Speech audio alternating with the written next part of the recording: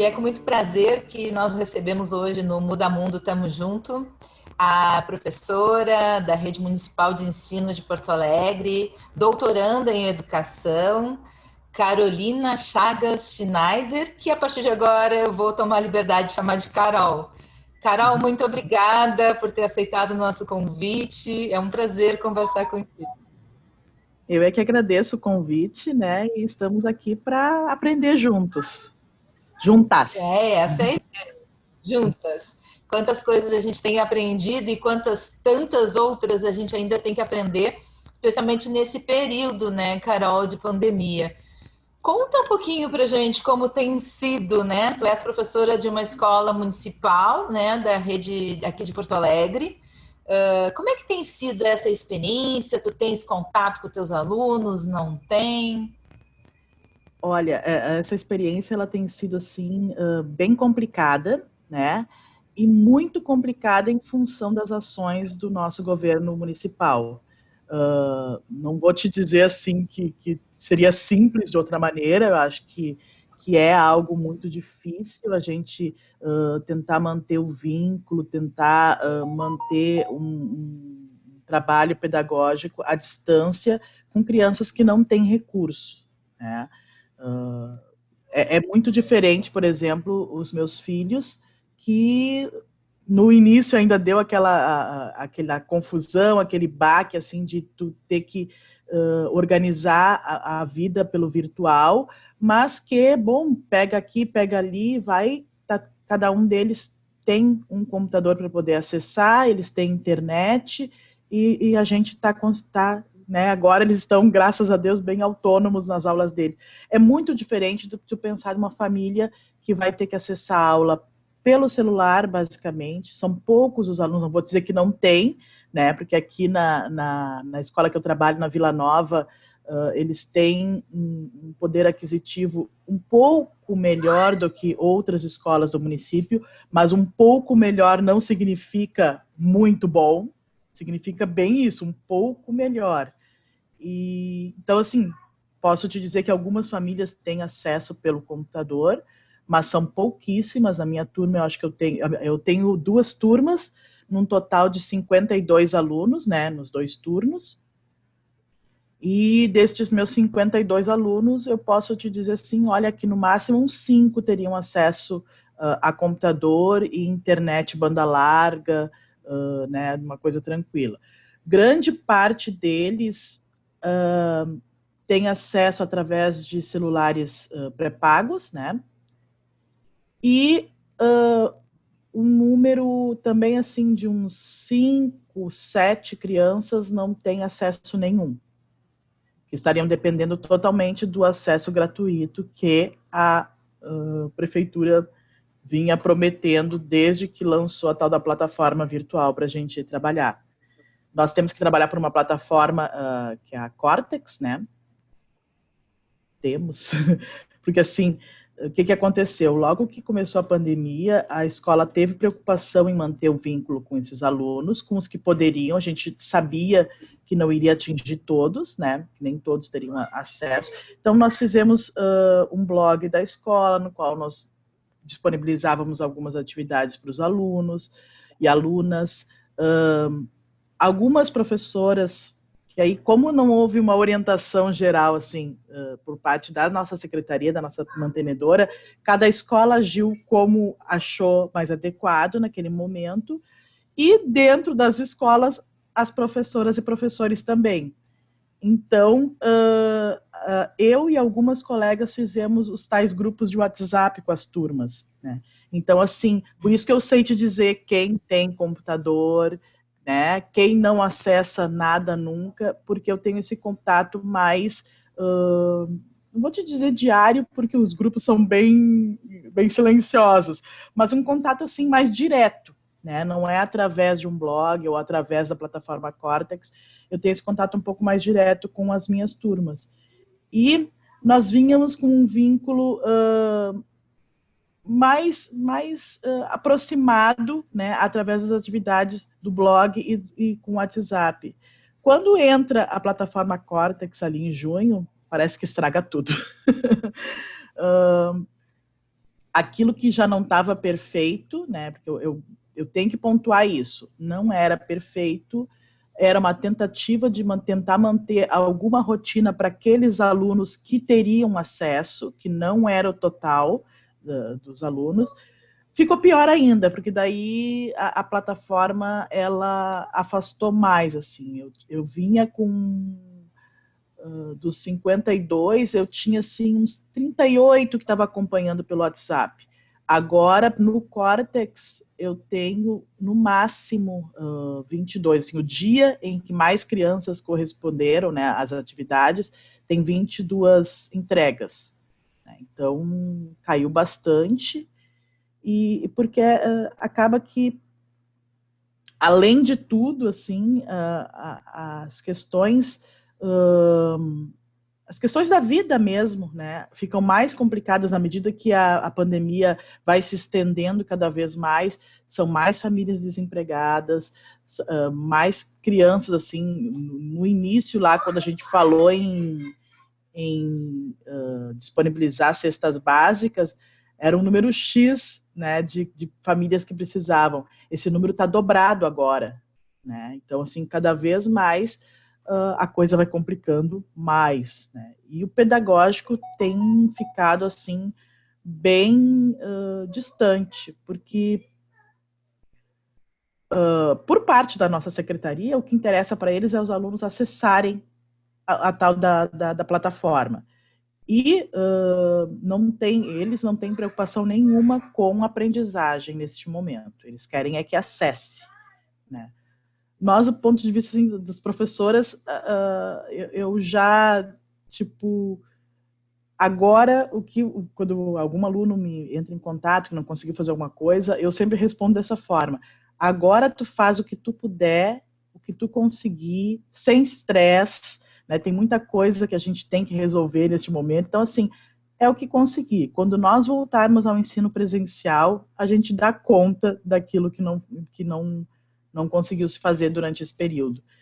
Porque tá bem difícil para eles e tá bem difícil para a gente lidar com isso, assim, com as contradições do que tudo isso significa, né? É um ensino que é para ser gratuito, mas, no entanto, eles estão pagando. Né? A internet gratuita que a SMED prometeu, ela começou agora, recentemente, e são 100 mega por mês. Ou seja, não é nada, não dá para fazer nada com isso, né? É muito, muito desrespeito e muito, assim, deixar as pessoas à própria sorte, né? É muita, muita falta de empatia, falta de pensar o que realmente as pessoas estão precisando nesse momento. A própria alimentação, assim, que a escola recebe a verba, não, recebem os itens da merenda, né? E não deixou de receber, ou melhor dizendo, a verba em si não deixou de existir, né? Mas as famílias só começaram a receber esses alimentos que seriam da alimentação escolar das crianças olha, julho, junho para cá. Antes disso, não se sabe o que aconteceu com a merenda, né? Eu não sei o que aconteceu com a merenda. Ninguém soube me responder até agora o que aconteceu com esta verba. Então, assim, é um governo que está muito fora da realidade das escolas que ele tem que administrar, né? Das necessidades dessa população. Carol, esse conselho que tu dás aos teus alunos, tipo, faz o que é possível, faz o que está ao teu alcance, tenta não te estressar tanto, né? Porque, enfim, são muitas questões que estão envolvidas, né? Não é só a criança não ter acesso ou não ter vínculo com o professor, mas talvez a família sem trabalho, né? A comida faltando, a violência, infelizmente, a gente sabe, né? Que tem aumentado muito, né? Contra as crianças, contra as mulheres. Então, assim, é um cenário muito triste, assim, muito difícil, né? Então, o conselho para as crianças é faz o que tu consegue. Seria o mesmo conselho, a troca que vocês fazem, os professores, vai nessa direção também, assim, tenta fazer o que é possível? Ó, tá tudo muito confuso, né? Eu tenho, assim, na escola em que eu trabalho, tem um grupo de professores que pensa como eu e que tem que ser colocado nas reuniões que a gente faz, né? Reuniões virtuais, assim como essa. E tem outras professoras, assim, que levam mais ao pé da letra aquilo que a secretaria indica e que estão com essa preocupação de como é que se diz, do acesso ao córtex, né? Estão focadas nessa preocupação que é a orientação da SMED, né? Então, assim, não dá para dizer que elas estão erradas, porque, afinal de contas, é a orientação da mantenedora, né? Eu acho que a mantenedora que não está orientando direito, não está orientando como deveria, porque está orientando de fora da realidade das escolas. Mas tem, assim, não só na minha escola, né? Em várias escolas do município, que são onde eu conheço, né? O professorado, muita gente preocupada com o aluno, né, com a aluna, com essa, não com o acesso, mas com como é que está a vida dele nesse momento, né, o que eles estão precisando. Tanto que, assim, o Pasqualini, eu sei, Pasqualini é uma escola na Restinga, né, vou falar assim das que eu sei, mas deve ter muito mais ações, mas o Pasqualini eu sei que teve ações de distribuição de cestas básicas, e até de roupas também, né, no período mais frio do ano. O Morro da Cruz, que é no Morro da Cruz também, eu sei que fez uma ação nesse sentido, e essas ações que eu estou falando, elas são para além daquilo que é a obrigação do governo, né, do município fazer.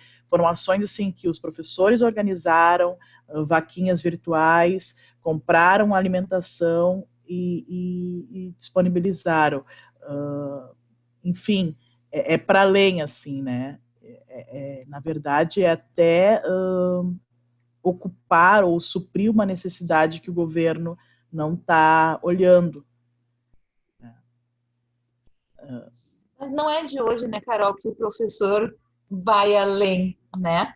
Assim, o professor, ele é referência, ele é psicólogo, né? Ele que encaminha, às vezes, com posto de saúde, ele que presta atenção, né? Se essa criança não sofre abuso, violência, né? O professor, ele tem que ter, assim, eu admiro muito quem é professor, porque eu sempre digo, já é uma pessoa especial, né? Porque é muito desafiador e, no meio dessa pandemia, todos nós estamos submetidos a uma pressão emocional, ao isolamento, essas incertezas todas, né? Que nem tu disseste, é uma confusão.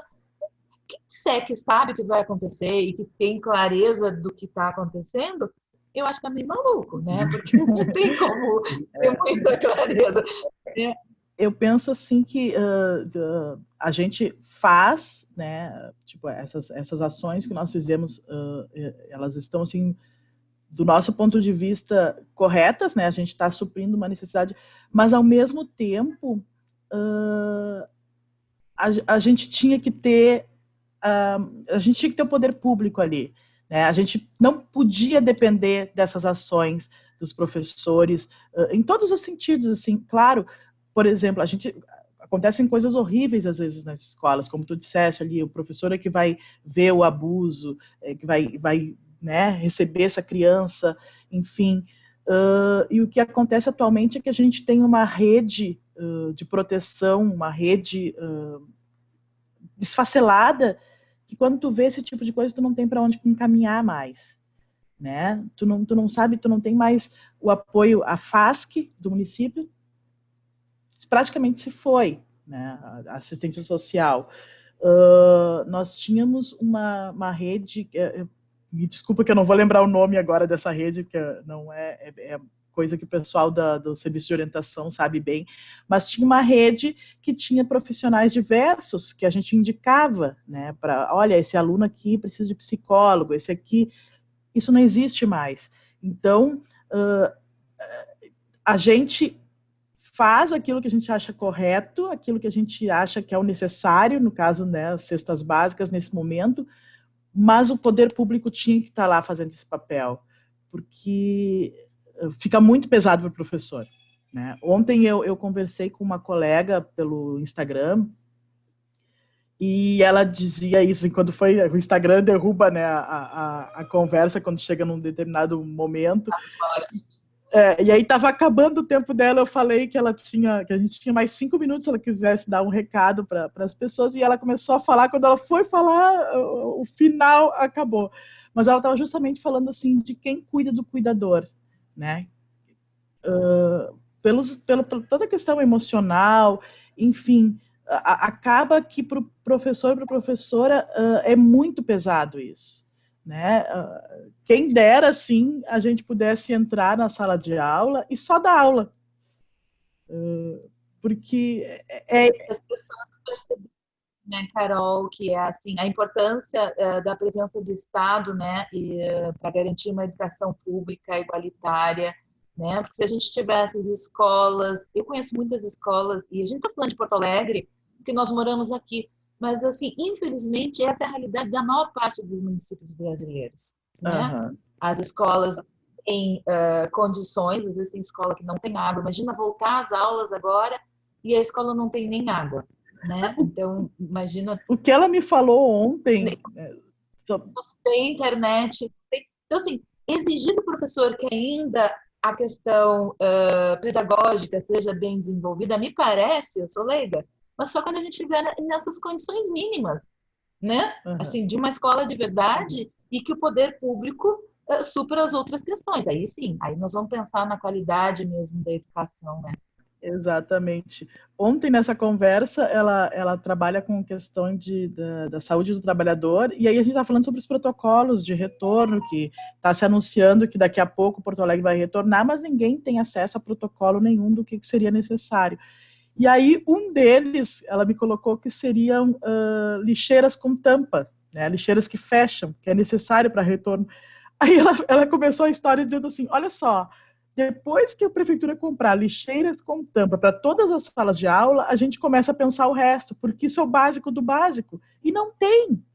Nós não temos lixeiras com tampas nas salas de aula. É uma coisa ultra básica. Tu vai, né, em qualquer lugar, uma lixeira com tampa está lá. Nas escolas públicas municipais, não. Então, é para a gente ter noção assim, do quão complicado é gerenciar a segurança daí tanto do trabalhador, da trabalhadora, quanto do aluno, da aluna, numa rede de ensino que está esfacelada, que está sem nada, né? Sem apoio nenhum, e parece que o apoio que nos é dado, ele não conversa com as necessidades que temos, né? É aquela coisa assim, a prefeitura agora disponibilizou 500 mil plataformas de conteúdo, mas aí, plataforma de conteúdo com livros maravilhosos, vou dizer, eu sou uma pessoa apaixonada por livros, só que ao mesmo tempo meu aluno tem 100 mega para acessar o Cortex, que não é nem a outra plataforma, é o Cortex. O que eu vou fazer com aqueles livros maravilhosos? Eu não vou fazer nada, não posso fazer nada, porque eu não posso botar lá na minha aula, mesmo que virtual, para um ou dois na turma acessarem e os demais ficarem sem entender nada, né? Os demais que acessam, ainda mais os outros que não acessam, é muita coisa para administrar, e um governo que não conversa com a realidade que a gente tem. Mas mesmo assim, né, tu és, eu falei no início, né, tu és professora e doutorando em educação. Então, isso me sinaliza que tu acredita nesse caminho, né, que a educação está um país mais justo e até formar cidadãos que façam escolhas melhores também, né, porque nós temos responsabilidade no que acontece no nosso país como um todo pelas escolhas que fizemos como sociedade. Né? Então, a gente também tem que assumir. Como é que os professores, assim, porque eu tenho sempre uma preocupação, Carol, não é de ser ingênua e de ser poliana, não é isso, mas de a gente tirar desses escombros, né, dessa lama, força para lutar. Porque eu entendo que a gente depende, esse Brasil depende de vocês, dos professores. Mas eu não posso terceirizar isso para os professores, né? A educação, ela é uma tarefa de todos nós, né? Então, o apoio à escola, o apoio ao professor, a valorização do professor, é um exercício que a gente tem que fazer diariamente. Como é que os professores vão se unir? Tu mesmo disseste assim, e a gente compreende que não há um julgamento, né? É um momento confuso, é um momento difícil. Fosse outro mandato, outra pessoa na gestão, talvez tivesse outras dificuldades também, né? Porque a gente compreende que também por trás disso tem uma visão de mundo e tem uma desvalorização da escola pública, com certeza, né? Isso sinaliza. Mas mesmo que não houvesse isso, não é um momento fácil. Eu não desconheço alguém que tenha conseguido tão rapidamente, até porque não nos preparamos para isso, né? Como é que tu imaginas encaminhar com teus colegas vamos tirar força, né? Essa resiliência para fazer disso uma oportunidade de, quem sabe, os nossos netos, os bisnetos, terem uma educação que merecem? Eu penso que, primeiro de tudo, assim, é a gente conversar, né, entre nós, é a gente tentar construir a partir do que se tem uma realidade melhor, né? E eu acredito muito na força do coletivo, assim, dos coletivos. Eu sou uma professora que eu trabalho também com educação antirracista, né? E faço parte de um grupo de professoras que promove formação nesse sentido. E esses tempos eu estava pensando que em cada escola, eu estou na terceira escola municipal, já estão 15 anos no município, né? Em cada escola que eu passei, eu, junto com as outras colegas, criei um coletivo, porque eu acredito muito nisso, né? Eu acredito que a gente só tem força que tipo aquela história da andorinha sozinha que não faz verão. Eu acredito muito. Eu posso fazer alguma coisa na minha sala de aula, né? Eu posso mudar a minha perspectiva ali dentro. Mas se eu conseguir conversar com a minha colega e nós fazemos isso juntas, já são 2 salas de aula e assim, né, sucessivamente. Acredito também assim muito na questão da formação do professor e formação continuada, né? A formação, assim, eu gosto muito de estudar e aprendo muito estudando. E eu penso que as nossas soluções, assim, elas passam por aí, em a gente compreender aquilo que a gente vive na sala de aula, aquilo que a gente vive enquanto sociedade, e buscar respostas, né, em diferentes, não digo só nos livros, mas enfim, em debates, em coisas, buscar essas respostas e tornar aquilo daí, incorporar aquilo no nosso dia a dia. Né? Isso para qualquer caminho que a gente precise, eu acho que é isso, assim, união de um lado e estudo do outro, para que a gente possa modificar a realidade, né, da melhor maneira possível. Para incorporar, para que o professor seja o exemplo daquilo que preconiza, né? Assim, mais do que o discurso, ele, pelo exemplo, né, eduque. É isso? Também. Também. Trabalho coletivo, né? Estudo, acho que isso é muito importante. E, aliás, a pandemia, para mim e para muitas pessoas, tem sido uma oportunidade de estudar, né? Até pelo acesso que na minha bolha e né, do alto dos meus privilégios eu tenho, a possibilidade de muitos cursos, né, inclusive gratuitos, né, de vários assuntos, e a gente, porque é um momento tão confuso, como tu disseste, para usar a mesma palavra, né, tão desafiador, tão contraditório, que exige da gente muito estudo. E uma das questões que eu venho procurando estudar também, porque para mim é muito importante, assim, e toca meu coração de uma forma que eu não sei nem expressar, é a questão de práticas antirracistas, né?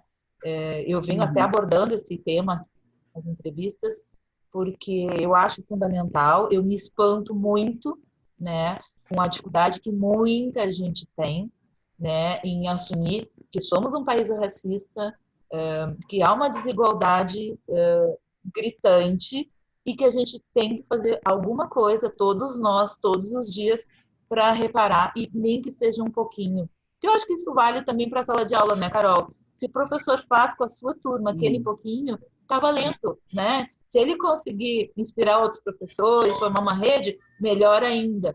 Mas no dia a dia, cada pessoa que a gente encontra, se a gente puder, né, influenciar, questionar, fazer refletir. Conta para a gente um pouquinho como é que tem sido esse trabalho com as escolas, né, de formação, né, para práticas pedagógicas antirracistas. Certo. Este grupo, o Grupo Cangerê, né, o que eu faço parte, ele nasce em 2013, por ali, 2013, nós fizemos um curso da Uniafro-URGS, né, parceria Uniafro-URGS, com a professora Gladys, era coordenadora, professora da FACED da URGS também. Fizemos um curso de educação antirracista, era um curso longo, 180 horas, talvez até mais, e o trabalho final do curso era que nós apresentássemos uma prática, né, que trouxesse os conceitos que foram trabalhados dentro desta prática. Estávamos fazendo eu e mais 3 colegas. Quando a gente foi fazer esta apresentação lá no Campus do Vale, né, de noite no Campus do Vale, coisa e tal, quando a gente saiu de lá, a gente sentou em um bar e foi conversando e chegamos à conclusão de que tinha sido muito fácil fazer esse trabalho final, né? Por que tinha sido muito fácil fazer esse trabalho final? Nós já estávamos quase... Eu entrei na prefeitura em 2005, então já tinha 8 anos de estrada. A prefeitura, neste momento, está bem complicada, mas já foi um pouco diferente, então se investia bastante em formação de professores, e eu fiz muitos cursos ao longo desses 8 anos. E, fora isso, eu faço parte também da turma de primeiras professoras cotistas do município, né, que entraram por cotas raciais. Então, tínhamos uma caminhada política daí, juntas, né, com exatamente essas outras 3 professoras. Então, a gente foi conversando sobre aquilo, como tinha sido fácil naquele momento fazer aquela prática pedagógica, e, ao mesmo tempo, conversando que as conversas com os nossos colegas já não eram mais como há 8 anos atrás, né, naquele tempo, quando a gente entrou na prefeitura, que era uma conversa de eu ter que convencer o meu colega de que uma educação das relações étnico-raciais ou uma educação antirracista era necessária. Eu não precisava mais convencer o meu colega que era necessário, mas o meu colega continuava não realizando isso em sala de aula. Por quê? Aí a desculpa era o não sei como. E aí a gente chegou à conclusão assim, para aí, mas então a gente, né, não sabe como, mas a gente fez. De repente seria interessante a gente dividir essa experiência de como é que a gente fez. E aí que surgiu o Grupo Cangerê. E a ideia do grupo é essa, é bem simples. A gente estuda, né, a gente continua desde 2013, então começou ali, 2014 que a gente começa a estudar mesmo, 2015 a gente faz a primeira formação na Escola Pasqualini, mas a ideia é assim, uma de nós, para dar um exemplo, né, veio uma colega, a Cristiane, trazendo assim, olha só, eu tenho uma aluna em B20, B20 é 4º ano, né, então são crianças de 10, por aí, 10 anos, eu tenho uma aluna que o cabelo está caindo de tanto que ela faz alisamento, né? O que vocês têm para me indicar? Então, aí a gente viu, eu conheço esse livro, conheço aquele outro lá, ela montou, né, uma prática pedagógica e começou a trabalhar autoestima, e ela mostra esses antes e depois na nossa formação, é a coisa mais linda, assim, de como era a postura da menina antes, como ficou depois de um trabalho que não foi de um dia para o outro, foi um trabalho que ela começou pela preocupação dela, né? E enfim, a gente mostra isso, né? São esses tipos de práticas que a gente mostra, né? Aquilo que a gente fez em sala de aula, Carol? Às vezes são práticas muito simples, né? Porque às vezes por medo o professor, não, mas eu tenho que fazer uma coisa grandiosa. E às vezes não, né? Às vezes Não, é bem pelo contrário, sabe? Um dos conceitos que a gente aprendeu nesse curso e que é muito importante é o conceito de ambiência racial para a diversidade, né? Então, assim, explicando ele rapidamente, a nossa escola atualmente ela tem um currículo eurocêntrico, né? Um currículo que se preocupa com umas coisas, com a cultura do português, do italiano, enfim, como diz a minha colega, Branca de Neve todo mundo conhece, né? O que está faltando nesse currículo brasileiro para que ele contemple as outras etnias que compõem esse país? Está faltando cultura negra e está faltando cultura indígena, cultura e história negra e indígena. Então, assim, essa ambiência racial para a diversidade, ela fala do dia a dia da escola. Ela não vai falar de atividades pontuais que se faça eventualmente lá no 13 de maio, no 20 de novembro, no 20 de setembro. É do dia a dia mesmo. Eu tenho que, no dia a dia, oferecer para os meus alunos que eles se vejam, né? E se vejam de uma maneira positiva. Eu sempre também falo que não adianta eu colocar o negro na sala de aula como uma figura do Debré lá, sendo açoitado. Isso não é ambiência racial. Isso é eu dizer para o aluno que o lugar dele é o de escravizado. E não é isso que eu quero. Eu quero que ele veja que ele pode ocupar o lugar que ele quiser, né? Que ele se espelhe. Então, assim, é a Beyoncé que é a referência para eles? Vamos levar a Beyoncé para a sala de aula. Eles não conhecem Zumbi dos Palmares, vamos apresentar Zumbi, vamos apresentar Antonieta de Barros, vamos apresentar Dandara, apresentar figuras negras, Luiz Gama, né? Figuras negras históricas e também personalidades atuais, para que a criança veja que ela não está restrita a um espaço, a uma realidade que ela possa sonhar, né? Eu sempre falo assim que teve uma prática que eu fiz, era uma prática assim, sobre dia do trabalho, não tinha nada a ver com etnia, né? E eu pedi para que as crianças se desenhassem naquilo que elas gostariam de fazer no futuro. E aí, naquela prática, eu observei assim que as crianças eram crianças de A10, né, o primeiro ano, então 6 anos, 7 no máximo. Muitas crianças sonhavam em ser policiais, bombeiros, médicos, brancas. Crianças negras, os sonhos eram bem assim, eu quero ser cozinheira, eu vou limpar a casa. Não eram sonhos, era ver a realidade e se colocar dentro dessa realidade, né? E naquele momento, para minha surpresa, uma aluna pegou e me desenhou. Ela desenhou, era um desenho lindo. Eu sofro muito quando eu lembro que eu não sei onde foi parar o tal do desenho. Mas era um desenho com um vestido de bolinha que eu tinha, e ela desenhou todas as bolinhas do vestido, coisa mais engraçada. E aí ali eu percebi que eu precisava mostrar o negro em outros espaços, porque aquela aluna estava me mostrando isso, que quando ela viu que ela poderia ser a professora, ela quis ocupar esse espaço de professora, né? Então eu precisava mostrar para os meus alunos que negros também podiam ser médicos, que negros também podiam ser bombeiros, que também podiam ser policiais, né? Enfim, valorizar a cultura e mostrar que a gente pode ocupar o espaço que quiser.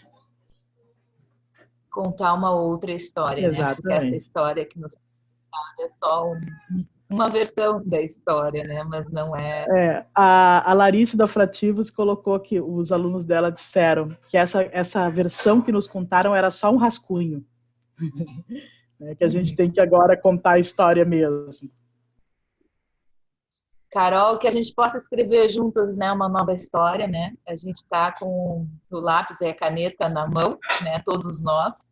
Exatamente. Cada um de nós começar a contar uma nova história. Eu queria aproveitar teus minutinhos finais, né? A conversa tão gostosa que a gente pode ficar muito tempo. Mas, assim, se quer fazer um comentário final. Aliás, lembrei, quando falasse da professora Gladys, da U, A plataforma Lumina, da URGS, é uma plataforma gratuita que oferece vários cursos, dentre eles cursos sobre práticas antirracistas para educadores. As inscrições estão abertas, não tem custo nenhum e é um curso coordenado pela professora Gladys. Então, é uma oportunidade também, né, que o educador que queira aprender um pouquinho mais, conhecer um pouquinho mais, é de graça. Exatamente. Eu vou falar assim, né, nesse final, dar uma dica, porque eu gostei bastante e pretendo até trabalhar com os meus alunos no futuro, no presencial, a distância é mais complicado. Leiam o Pequeno Manual Antirracista, da Djamila Ribeiro. Tá? Ele é um livro assim, de leitura super fácil, super rápida e bastante propositivo. Ele vai justamente fazer aquilo que a gente às vezes tem dúvida. Tá, eu li lá o Racismo Estrutural do Silvio de Almeida, que também é maravilhoso, só que o que eu faço com tudo isso? A Djamila, ela vai transformar didaticamente esses conceitos bem complexos, ela vai falar de uma maneira bem simples e vai dizer, faça isso, olhe para isso, preste atenção naquilo. Então, é um livro, assim, é um tesouro esse livro. Né? Para quem está entrando nessa discussão de antirracismo, ele é bem importante e bem didático. E é um livro acessível, né? Está disponível, é bem fácil. Exatamente. Bem baratinho também, quem quiser comprar.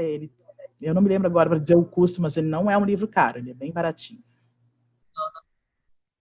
Carolina, muito obrigada pela tua participação. Eu espero que a gente tenha outras oportunidades e espero de coração também te visitar presencialmente na escola, né? Em breve, quando for seguro, né? E quando a gente tiver condições de fazer isso. Certo, serás muito bem-vinda e eu é que agradeço o convite.